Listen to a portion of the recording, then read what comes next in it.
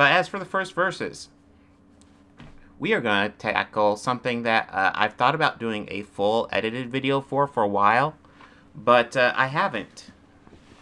And it is Despicable Me versus Megamind. DreamWorks versus Illumination Studios, I think they call themselves.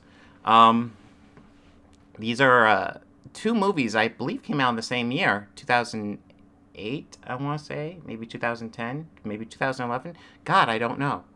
Research is good, people. We should all do more research. But these movies, they came out in the same year, and they have very similar premises behind them. It's about a villain who essentially turns good. Despicable Me, of course, we have Gru, as voiced by Steve Carell, and he has these group of minions called Minions, and in Megamind, we have Megamind, and he is voiced by Will Ferrell, and he has a minion named Minion, another parallel between these two movies. And the question of which one's better. And of course, judging how this little podcast will determine whether or not I do a full video on it. So if you want to see me do a full video on it, make sure this one gets viewed. But breaking this down, which do I think is better? Which is an interesting question, because neither one of these movies is great.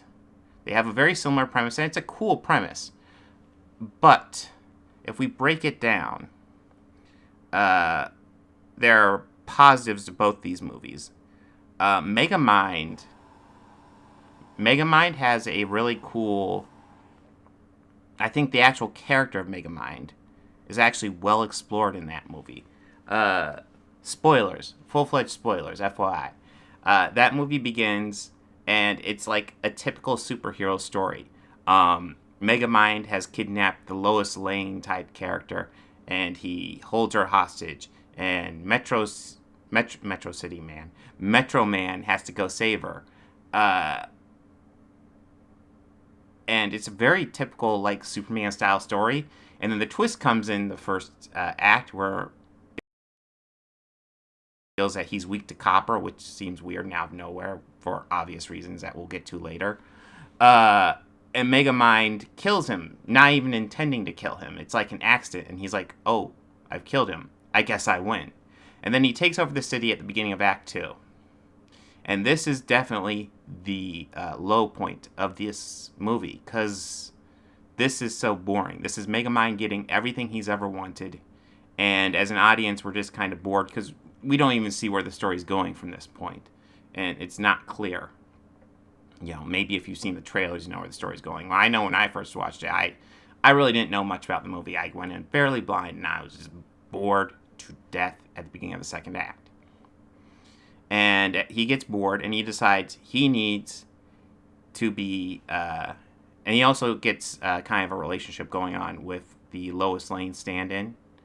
And he kind of decides he's bored, so he needs a new Metro Man to take the place of the hero, so he can go back to just being the standard villain. And that's actually where the story gets interesting again, because he genetically engineers this guy to be the new Metro Man, the new hero for Metro City. Here's actually kind of a funny thing. The Megamind does do this thing where he mispronounces names, and sometimes it's kind of funny. Like, he doesn't call it Metro City, he calls it Metrocity. Which, if you look at just the word and you don't know, and you can't tell clearly it's like two words put together, I could see pronouncing it Metrocity. Then, but he also calls it like school instead of like school, and that one doesn't quite work for me. So it's kind of this hit and miss thing. 'Cause he's an alien. But anyways, so he builds this new Metro Man, and this is kind of interesting because the guy he picks, he's kind of a loser, he's kind of a nerd, but he decides he's going to use his powers to, you know, take over the world and just take whatever he wants. And this is when Megamind's going, no, you're the hero, you can't do that. And the new Metro Man's like, no, I'm just going to do that.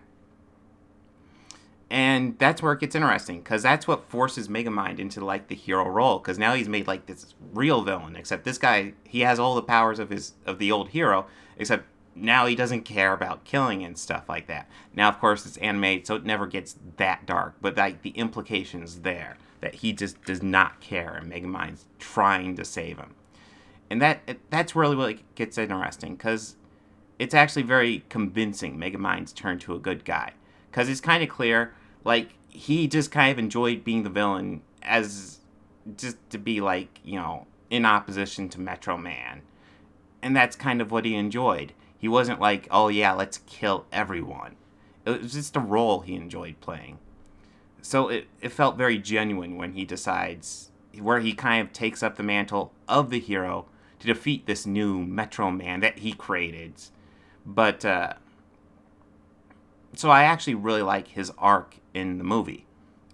And that plays against the actual Metro Man, who, of course, faked his death. Because he didn't want to be a hero anymore. He was bored by it. He thought it was lame. And to a degree, I get that. And at the same time, it's also like, wow, dude, come on. It's kind of awful. Now, how does Despicable Me play out? Despicable Me plays out a bit more standard. We have Gru, and he's a villain, and he wants to do all these hijinks, and he wants to capture the moon in that movie. And part of his plan is to adopt these young girls, and it's like a cover story for him. God, how exactly does that work? It is part of his plan to adopt these young girls as a cover story. This is why research is important. I don't remember that at all.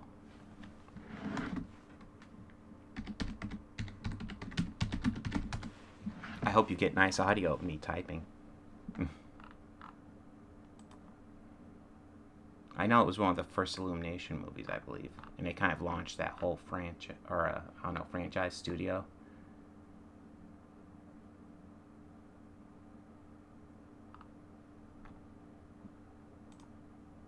And yeah, he needs the shrink ray from another. Essentially, he's going against another supervillain because he wants to use the shrink ray to capture the moon.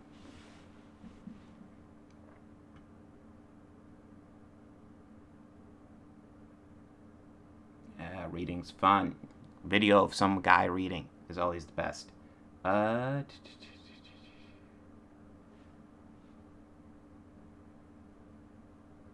Why does he adopt the girls anyway? I'm really baffled by this. I'm trying to remember. What's the point of adopting the girls at all?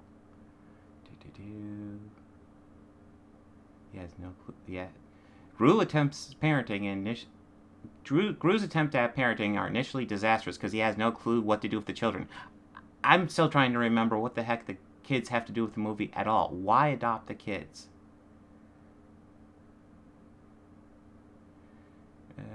Gru and his two minions successfully steal the shrink ray from a research base, but Vector intercepts them and steals it for himself. Gru attempts to steal back the shrink ray from Vector's fortress, only to get ambushed by several booby traps. He knows his three orphan girls named Margot, Edith, and Agnes gain access to Vector's fortress because they are selling Okay. Wow, is that it? Wow. Oh my god, that is such a leap. Okay, so he adopts the girls so he can use them to sell cookies to get into Vector's house. God, no wonder I didn't remember that. Jesus, that is a stretch. Holy crap. I'm going to adopt children so they can just... There's no easier way... He can't find actual Girl Scouts selling cookies and be like, hey, this guy likes to buy cookies. You should sell them to him. That's all he had to do. But no, okay, so I guess that's the conceit of the movie. So he adopts the girls so they'll pose as Girl Scouts to sell cookies to Vector to distract him so he can steal the shrink ray. Wow. Wow. Wow. Wow. That is kind of mind-blowing. Oh my god. I know what I'll do. I'll adopt children? That's such a stretch, man. Anyways, of course, He adopts the girls. He gets a close relationship with them, and he becomes kind of a father figure to them, and that turns him good. He steals the moon, but then he regrets it because he misses a recital, and he returns the moon. And does he? I know he eventually goes to a recital or something. I think he does miss the one, though. And that's the entire arc of Megamind and Despicable Me.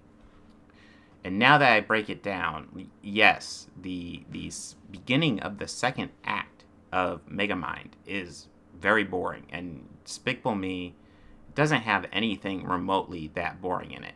But overall, just remembering and looking at these two plot lines, this isn't even close. I mean, Megamind is much, much better. It's a much clearer arc. I mean, you kind of follow the motivations a lot better. I mean, I know what I will do. I will distract him with cookies by adopting 3 children? You're adopting children? My God, that seems like running a mile to go an inch. What are you doing? Are you supposed to be a mastermind? Because you sound like a fucking idiot when you do shit like that.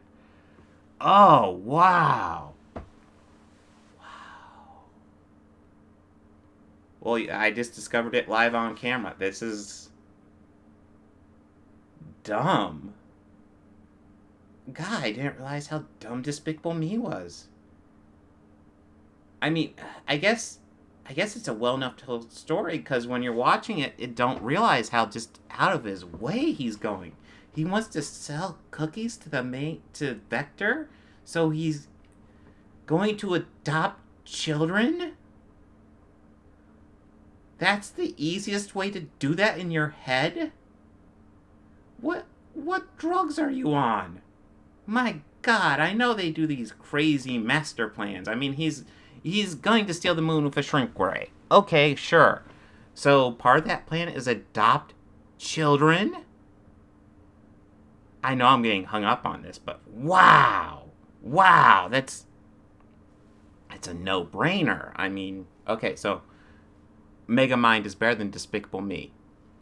I'm declaring it right now. It's a fact. You cannot disprove this. It is an absolute thing. If you want to see a villain turn good story, you watch Megamind. Don't worry about Despicable Me. Wow. Oh my God. Adopt children. Step 1, adopt children. I see a problem with your plan. Immediately.